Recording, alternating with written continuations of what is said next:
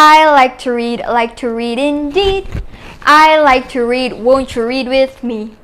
Ladies and gentlemen, do you like to read? Raise your hand if you do. Well, I mean, who doesn't like to read, right? Whether it's a comic book, a novel, an ebook, everyone likes to read in their free time. You can go to the library and read your book in peace. Or if you're an extrovert like me, there are many ways for you to share your book with other people and talk about it. But have you ever heard of diverse books before?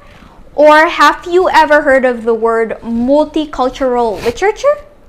Well, respectful judges and fellow audience, my name is Faiza Zahrandita, and today I am going to show you how you can embrace diversity through literature. But before we get deeper, you heard me say diverse books and multicultural literature a couple of times, didn't you? So why don't we talk about that a little, okay? According to IGI Global itself, multicultural literature is broadly defined as the literature that incorporates nationality, ethnicity, age, gender, and other possible differences from the mainstream culture. Whereas diverse books are books that contain main characters that represent a minority point of view. It includes various experiences that are not typically given representation in the media. And they are especially important when the author of the book itself is in the same group as the main character.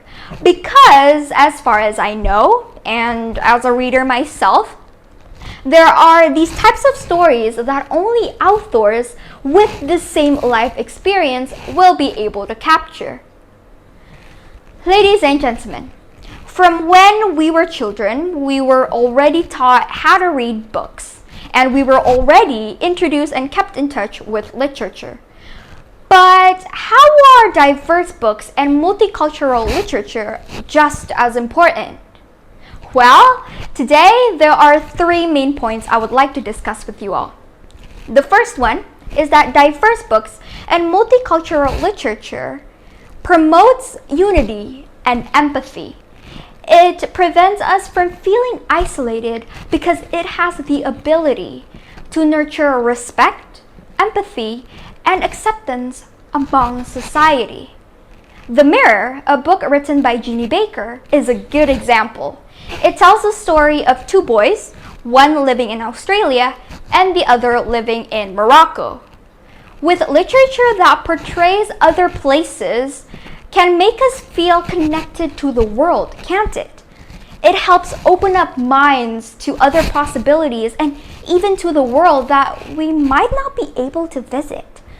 So you see, ladies and gentlemen, literature emphasizes similarities. In fact, not in every book that has a diverse character promotes or highlights diversity has a different experience. Sometimes these books just talk about normal life and they demonstrate that we are much more similar than we are different. So we are so not different after all. The second point is that diverse books and multicultural literature can help us look more critically at the world, because books can open discussions about everything, especially about what's happening in current events. And they can also develop global awareness by introducing current cultural issues not only to students, to parents, or to teachers, but to society. When we experience the same emotions of others through literature, it encourages us to look again and to gain a greater understanding and empathy of the global community. For instance, reading the book Malala Yousafzai can open and spark discussions and conversations about education of women and girls in Pakistan. The third point, which is my last point, is that diverse books and multicultural literature encourages identity formation that is important in social development, especially for all of us. as it gives us a sense of belonging and also acceptance. Ladies and gentlemen, I've told you about what diverse books and multicultural literature is and how they are both important.